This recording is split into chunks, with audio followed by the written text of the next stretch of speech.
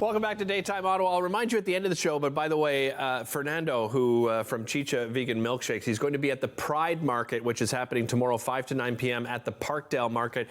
So many people celebrating Pride around the city. I am so encouraged to see it. The National Gallery of Canada has teamed up. We're actually going to be showing the Pride Parade here on Rogers TV come Sunday at 1 p.m.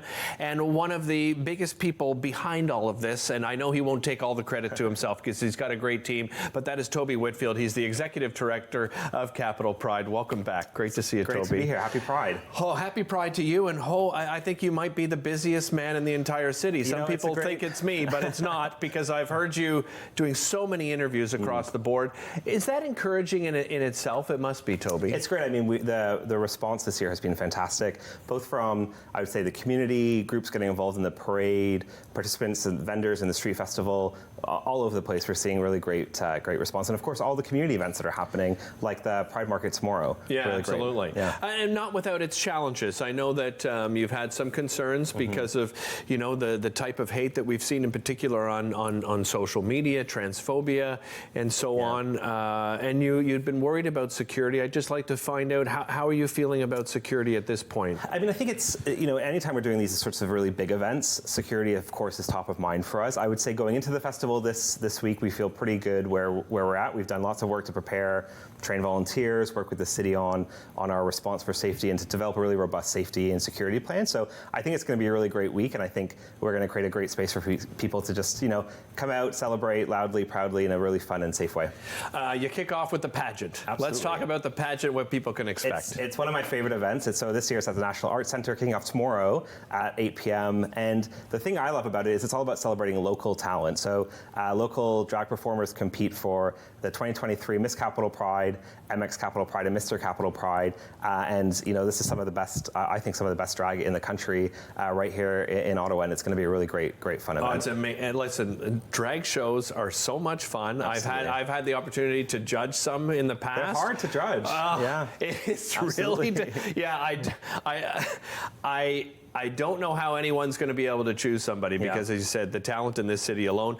So you've got some youth and family programming as well. Let's talk about that. Yeah, so we've got a great lineup for youth and family. So our family picnic is back on Sunday this weekend, and then we've got a whole family pride zone during festival weekend at Dundonald Park next weekend. And then we've got some youth programming all week. So we've got a human library for young folks to come and meet some of the seasoned queer activists and leaders in the community. That's on Sunday. We've got a clothing swap and a few other fun events for youth as well throughout the week. Excellent. Lots of sports too. I was on the website. I was actually blown away how many sporting events you have. I think it speaks to sort of some of the great partnerships we're seeing. So we've got a Pride game with the Red Blacks. We've got Soccer for Everyone game at Ottawa Athletico next weekend. And then we've got lots of community sports events happening too. There really is a really growing, vibrant queer sports community here in Ottawa. So running, volleyball, we've got the Dragon Balls events next weekend too. So, and lots are doing sort of welcome, sort of taster events too for folks to come out. Maybe they haven't joined the running club before, they can come and do sort of an open run this week. So lots of those things too. Excellent. And various venues, right across the city. I mean, how far reaching are you now? Well, I think there's something like over 50, 60 community events that are happening. In addition to the ones we've got, a lot of ours are downtown, sort of downtown Bank Street in the Centertown area, but there's some programming really in all parts of Ottawa this year, from community centers to the Ottawa Public Libraries doing lots of programming, and then the big national museums and the art centers got programming all week as well. Through the pandemic, so difficult for large events like Pride. Was there any moment, Toby, that you started to think to yourself, "Oh my goodness, are we going to be able to put, something of this size and scope on ever again in this city?" Well, I think it's a point that we and actually many Pride organizers, tried to do these virtual parades. Yeah. And they don't have the same feel. They don't work. And you miss that vibrance, you miss the community. And I think for us, what we're most excited about is the fact that, we're back in person. We relaunched back in person last year, and the response just continues to grow. The parade have over 240 groups in the parade this year. And we're expecting over 10,000 marchers. So it's going to be a massive show of support. The other piece in all of this is the volunteers. During COVID, we weren't really able to engage volunteers, and we're lucky we have a team of over 500 that help put the festival together, and it's an amazing dedicated crew of people. And I know for them, not being able to actually come out and work together and meet new people and build that sense of community was a huge loss during that time too. So are you still looking for last minute volunteers? We'll always take volunteers. Okay. But we've had some really great volunteer sessions recently, literally hundreds and hundreds it takes to put on the festival, and they're ready to go. Nice. Festival weekend. Let's talk about that because there is so much going on There's Festival weekend. So it all kicks off on Friday, August 25th to the 27th, the Sunday.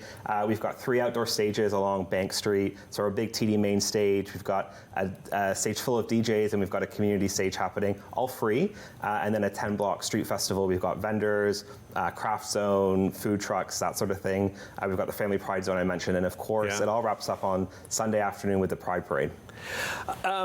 I'd like to talk a little bit about, because there's, as I said earlier, there's still challenges and so forth. And is this really an opportunity too, Toby, that you take to educate, raise awareness, make sure that the community comes together to help in situations like the hate that we've seen, as I mentioned, particularly online. The more people that come, the safer it is for everybody. I think that's true, and I think I see a lot of businesses using Capital Pride Festival as an opportunity to engage their employees, their customers, their clients. We've got many that are in the parade for the first time this year, and I think it is those moments, right? They use it as a time to do some education, some maybe the workplace development pieces.